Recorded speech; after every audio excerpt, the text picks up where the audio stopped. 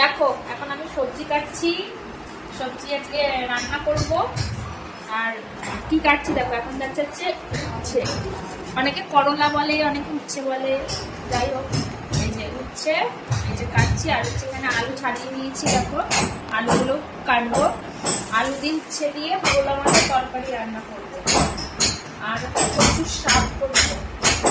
আর আমাদের এখন এই ঘরটাই আপাতত আমি কাটি সব করছি। শুনতে পাচ্ছ আশা করি, তোমরা আওয়াজ হচ্ছে, আমার বাড়িতে কাজ করছে না, তার জন্য রান্নাঘরে বাইরে ঠাইরে আর যাওয়া যাচ্ছে না, এখানে বসেই সব কাজ করতে হচ্ছে। ভালো করে সব ধুলো বালি রয়েছে, তাই এখানটায় বসে বসে কাটছি।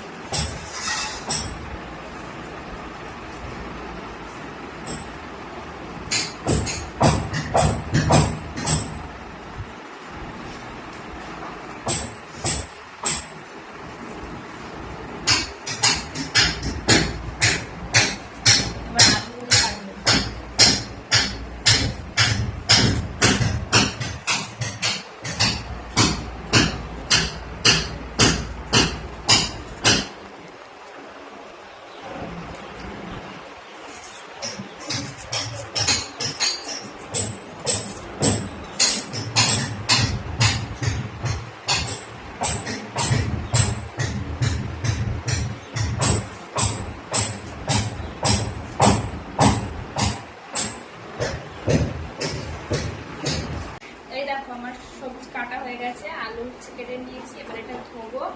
আর এখানটায় কেটে নিয়েছি পেঁয়াজ, রসুন আর হচ্ছে কাঁচা লঙ্কা চিড়ে নিয়েছি, রসুনগুলো থেতো করবো। এটা দিয়ে হবে শাক রান্না করবো।